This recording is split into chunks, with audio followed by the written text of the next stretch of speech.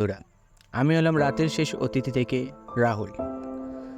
তোমরা এর আগে অনেক কিছুই শুনেছো আমাদের পেজ থেকে, অনেক গল্প ছাড়া আছে এবং এই রিসেন্ট এখন আমরা মার্ডার কেস নিয়ে অনেকগুলোই ভিডিও বানানোর চেষ্টা করছি। যেমন তার আগে ওয়ার্ডস ক্রাইসের মৃত্যুর ঘটনা, তারপরে এই রিসেন্ট আরজিকর ঘটনা নিয়ে আমরা একটা ভিডিও বানিয়েছি। তো এবারেও একটা মার্ডার কেস নিয়েই এসেছি তোমাদেরকে শোনানোর জন্য। তোমরা শুনছো, তোমরা রিভিউ দিচ্ছ, খুবই ভাল লাগছে। তাই এবারে এই নিয়ে আমি একটা ভিডিও বানাচ্ছি এবং বলছি, তোমরা শোনো, আশা করি তোমাদের ভালো লাগবে। তো ঘটনাটা হচ্ছে বুরারির পরিবারের একটা ঘটনা। তো বুরারির মৃত্যুর ঘটনা ভারতের সাম্প্রতিক ইতিহাস বা অন্যতম রহস্যময় এবং ভীতকর ঘটনা। এটা যদি আমরা পুলিশ ফাইল বা কোনো কিছুর যদি ফাইল আমরা চেক করি, দেন এই ঘটনাটা আমরা পাবো। ঠিক আছে, আর এই ঘটনাটা বেশি দিনেরও না। তো এটি দিল্লির বুরারি এলাকার একটি পরিবারের 11 জন সদস্যর রহস্যজনক মৃত্যু নিয়ে। জায়গাটার নাম হচ্ছে বুরারি। ঠিক আছে, তো তারিখ হচ্ছে 1 জুলাই এবং 2018। বেশি বছরও হবে না। কত হবে? 19, 20, 21, 22, 23, 24, মানে 6 বছর। তো 6 বছর আগেকার মার্ডার কেস সেটা এখনও ভারতে সলভ হয়নি। তো স্থান হচ্ছে তোমাদের সন্তনগর, বুরারি, স্টেট হচ্ছে দিল্লি।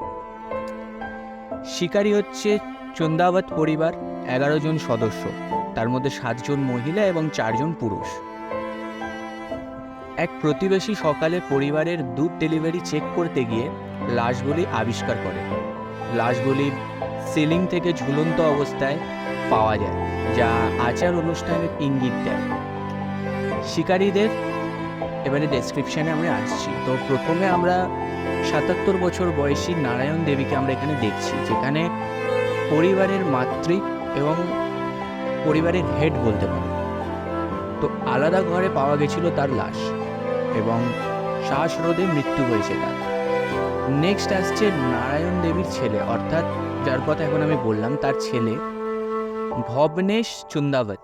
তার বয়স হচ্ছে 50 বছর। নেক্সট আসছি আমি ভবনের স্ত্রী সবিতা চন্দাওয়াতের, যার বয়স হচ্ছে 48। দেন ভবনেশের মেয়ে, যিনি হচ্ছেন নিধি চন্দাওয়াত, তার বয়স হচ্ছে 25। তারপর ভবনেশের ছেলে ধ্রুব চন্দাওয়াত এবং নারায়ণ দেবীর ছোট ছেলে ললিত চন্দাওয়াত, যার বয়স হচ্ছে 45। আর ভবনেশের ছেলের বয়স হচ্ছে 15 বছর। টিনা চন্দাওয়াত হচ্ছে 42 বছর, ললিতের স্ত্রী, অর্থাৎ নারায়ণ দেবীর ছোট ছেলে ললিত। তার স্ত্রীর নাম হচ্ছে টিনা চন্দাওয়াত, যার বয়স হচ্ছে 42। দেন শিবম চন্দাওয়াত, ললিতের ছেলে, যার বয়স 15। তারপরে প্রতিভা ভাটিয়া, নারায়ণ দেবীর মেয়ে, এবং প্রিয়াঙ্কা ভাটিয়া, প্রতিভার মেয়ে, বিবাহিত হতে যাচ্ছিল। ভুবনেশ ভাটিয়া, 52 বছর, প্রতিভার স্বামী। এরপর প্রাথমিক অনুমান যদি আমরা দেখি, তো প্রাথমিকভাবে এই ঘটনাটি খুন, গণ আত্মহত্যা এবং এমনকি তান্ত্রিক কর্মকাণ্ডের ধারণা দেয়। কারণ 10টি লাশ একইভাবে ঝুলন্ত অবস্থায় পাওয়া যায়, রহস্য আরও বেড়ে যায়। এবং তদন্ত অনুসন্ধানে যদি আমরা আসি, তাহলে দিল্লির পুলিশ ফরেনসিক বিশেষজ্ঞ এবং মনোবিজ্ঞানীদের সাহায্যে বিশদ তদন্ত করে। পুলিশ 11টি ডায়েরি খুঁজে পায়, যেখানে 11 বছরেও বেশি সময় ধরে আচার অনুষ্ঠানের বিবরণ লেখা ছিল। ললিত সবচেয়ে ছোট ছেলে ছিল। তার মৃত বাবার আত্মার দ্বারা প্রভাবিত বলে বিশ্বাস করা হয়েছিল, যিনি পরিবারকে আচার অনুষ্ঠান করতে নির্দেশ দিতেন। এবং আচার অনুষ্ঠানের উপাদান হিসাবে লাশগুলির অবস্থান এবং বাঁধার পদ্ধতি আচার অনুষ্ঠানের নির্দেশ দেয়, যা আধ্যাত্মিক পথ নির্দেশনার উদ্দেশ্য করা হয়েছিল। প্রধান তত্ত্ব হলো যে তত্ত্বগুলি হিসাবে আমরা পেয়েছি, বা উপসংহারও বলতে পারো, প্রধান তত্ত্ব যে পরিবারটি এমন একটি আচার অনুষ্ঠান করার চেষ্টা করেছিল যা তাদের পরিত্রাণের কাছাকাছি নিয়ে যাবে, কিন্তু এটি ভয়াবহভাবে ভুল হয়ে যায়। কিছু বিশেষজ্ঞ মনে করেন যে পরিবারটি একটি শেয়ার্ড সাইকোটিক ডিসঅর্ডার ভুলে গেছিল, যা ললিতের বিভ্রান্তির দ্বারা প্রভাবিত হয়েছিল। প্রমাণ পরীক্ষা করার পর পুলিশ বাইরের হস্তক্ষেপ বা অপরাধমূলক কার্যকলাপের সম্ভাবনায় বাতিল করে। পরিণতি এবং প্রভাব কি পড়েছিল? এই ঘটনা সম্প্রদায়ের উপর গভীর প্রভাব ফেলে এবং মানসিক স্বাস্থ্য, কুসংস্কার এবং পারিবারিক গতিশীলতা নিয়ে আলোচনা উস্কে দেয়। এটি জাতীয় এবং আন্তর্জাতিক মিডিয়া দ্বারা ব্যাপকভাবে কভার করা হয়। বিভিন্ন ডকুমেন্টারি, নিবন্ধ এবং বিশ্লেষণ তৈরি হয়। বুরারি কেস মানসিক স্বাস্থ্য এবং পারিবারিক ব্যবস্থার মধ্যে কুসংস্কারের বিপদগুলি সম্পর্কে সচেতনতার একটি স্টার্ক রিমাইন্ডার হিসাবে কাজ করে। বুরারির মৃত্যুগুলি একটি জটিল এবং করুণ ঘটনা, যা মানসিক স্বাস্থ্য, পারিবারিক গতিশীলতা এবং সামাজিক বিশ্বাসের সংযোগটি তুলে ধরে।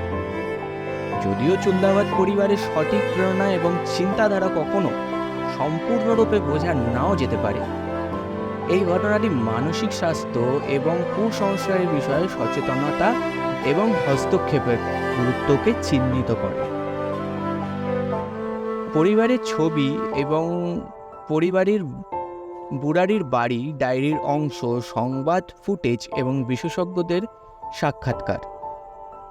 রিসোর্স হিসাবে প্রধান সংবাদপত্রের নিবন্ধ, পুলিশ রিপোর্ট, মানসিক মূল্যায়ন এবং বিশেষজ্ঞদের মতামত।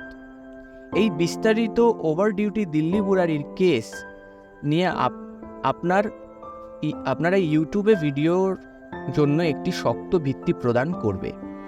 সো বন্ধুরা, আশা করি তোমাদের এই মার্ডার কেসটা শুনে খুব ভালো লাগলো। এটা জাস্ট পার্ট 1, ঠিক আছে? এটার পার্ট 2 খুব তাড়াতাড়ি আসবে এবং এর পরেই আমরা দেওয়ার চেষ্টা করছি।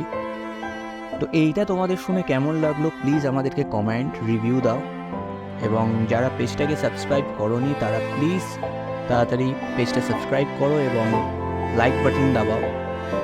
আর তোমাদের ওপিনিয়ন আমাদের খুবই দরকার। দেন খুব ভালো করে ওপিনিয়ন দাও এবং তোমাদের সাথে যদি কোনো বা তোমাদের জানা যদি কোনো মার্ডার কেস থাকে বা কোনো প্যারানর্মালিক জিনিস দিয়ে তোমরা প্রভাবিত, কোনো ভুতুড়ে ঘটনা ঘটেছে বা কিছু, তো আমাদের সাথে প্লিজ যোগাযোগ করো এবং তোমরা বলো তোমাদের জানাশোনা যদি কোনো গল্প থাকে বা রিয়েল স্টোরি থাকে, দেন আমাদের কমেন্ট বক্সে জানাও। দেন থ্যাংক ইউ শোনার জন্য এবং ধন্যবাদ।